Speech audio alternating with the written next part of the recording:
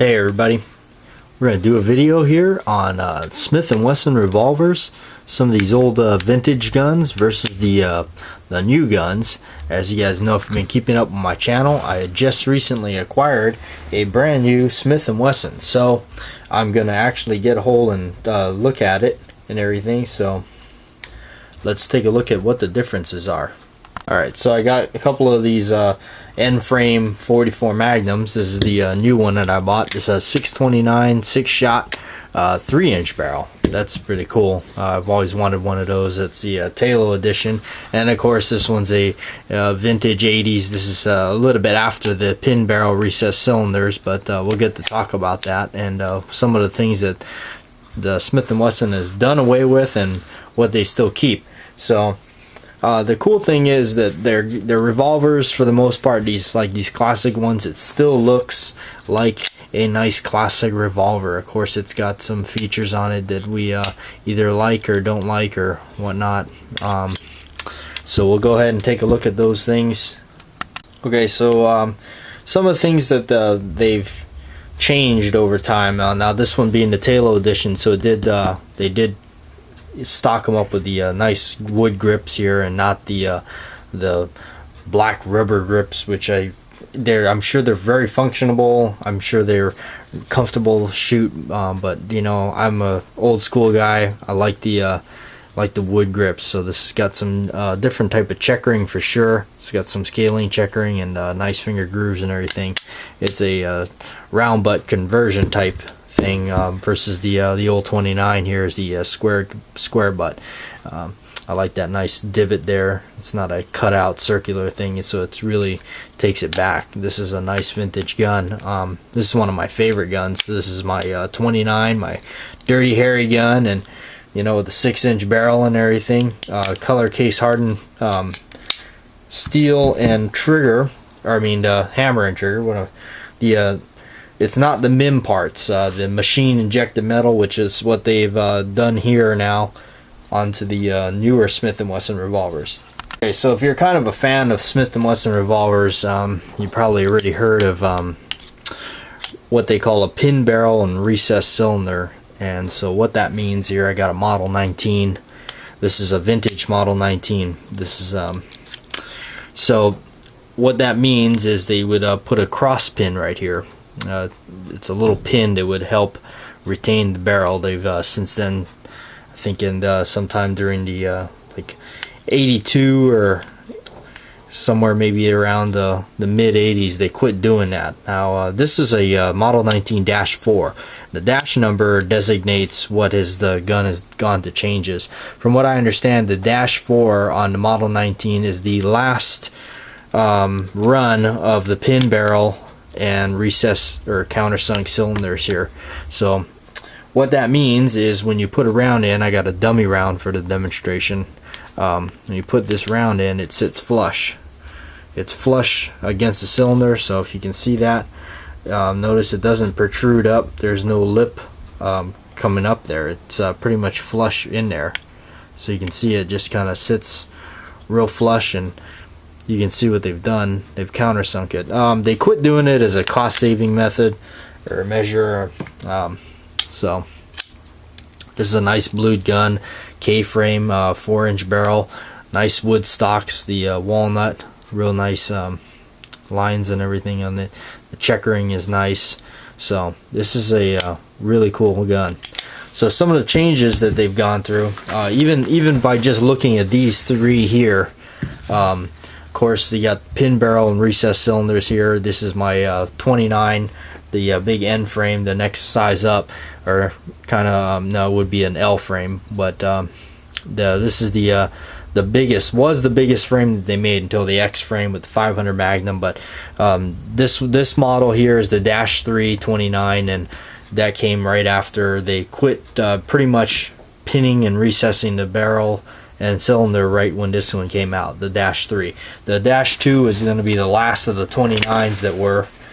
The other thing that they quit doing, which here's a fairly old one. This is a what they call a pre-Model 10. Now this is a 38. they only recess the cylinders on the Magnums, like the 357 Magnum, 44 Magnum, and such. This one here it does have a pin barrel. This is a pre-Model 10. So what is unique about this one is it's called a 5-screw, and the screws designate the age of it. This one is a C prefix serial number. This one goes back to 1948. So 5 screws means it's got the screw up here, one underneath the grip here, and the 2 here on the frame, and the extra in the trigger guard. What that one is for is to retain the tension on the cylinder stop hand on the bottom, or cylinder stop. So that's actually coming through on a cross pin on the inside, putting tension on the spring in there. So this is a nice shooter. It's got old school sights, and the hammer is a little bit old school, different contour on the hammer from what I understand. So let's look at some of the differences here. So some of the major differences right away when you look at the modern ones here is it's a frame mounted firing pin instead of on the hammer, like for all the rest of these here. You see the firing pin is on the hammer there. Okay, and of course the like I said, the trigger and hammer is MIM parts. Machine injected metal is what that stands for. So the benefit of that is now it's all the same. Before, when the things are forged, I think from what I understand is they're only hardened to a certain point on the outside, but you can break through that. It's a little bit softer, so this was all hardened all the way through. This one's a highly polished stainless gun. It's not nickel. It looks nickel, but it's just highly polished stainless. And the other thing is quite obvious is the key lock right here. They added that in. That's a lock. You turn a key and it will lock it up. A lot of people don't like that, and just being this is the first and only gun I have right now with that feature, I'm not sure if I like it or don't like it. I've shot the gun somewhat, and I've not had any issues with it, right? Knock on wood. But anyway, obviously there's no pin barrel or recessed cylinders in this one. Just your standard 3 screws on the frame, 1, 2, and then of course the one under the trigger guard there. One of the things I noticed, and I heard somebody talk about it once, is the rear sight. If you notice, the white outline is barely there, and they used to put a much more of a bigger one on the older ones, but this one's a little worn off. I have another 29 8 3/8 that I didn't put a hand on, so it's not out for the video, but it has a better white outline. This one's a little worn. This one's been through a lot. It's my first one, and I've shot it a lot and carried this one all over the gun ranges and farms and shot a lot of stuff with it. So that's kind of the look at it and the thoughts of that major thing, the frame mounted firing pin, the key lock. You got the MIM parts, and of course some of the things they did away with, the dash numbers and what they mean, dash 1, dash 2, dash 3. It's all the production changes. I got a Model 10, actually, a dash 5. This was a pre-Model 10, so it doesn't even have a dash to begin with or start. Yeah, it's a lot different in this one. It looks like the same gun, but it's a lot different. This is a K-frame 6-shot 38 snubby, which is really cool and unique that this one holds 6, and it's a fairly large frame size and everything. The other thing about the grips is this one, you'll notice, has the diamond in the middle of the grips, which they did away with. These other ones here do not have that. You can see that there. I have a video on the grips, so you can check that out. But anyway, that's pretty much just kind of a brief overview. I'm sure there's a lot more to cover on the vintage Smith & Wessons versus the new ones here. My opinion, honestly, is it's really cool to be able to get a brand new Smith & Wesson revolver that's not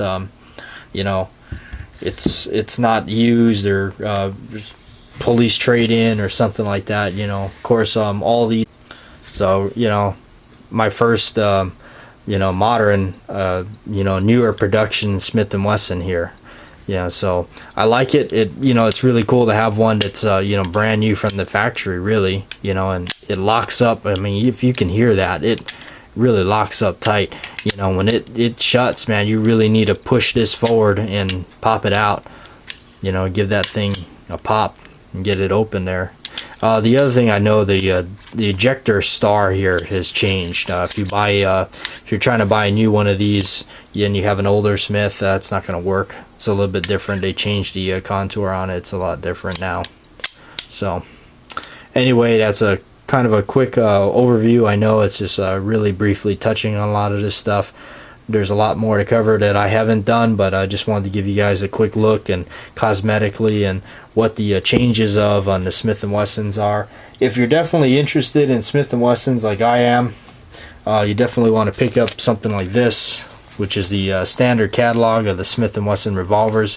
I'll go ahead and do a book review on this, but this in here will tell you a lot of things about the dash numbers, what they mean, what they changed, you know, the transition into the MIM parts and all that. So anyway, that's a wrap on the video here. Thanks for watching. Please like, share, and subscribe. Hopefully you guys walked out of this with something or a little bit more knowledge. So anyway, appreciate it. Thanks for watching.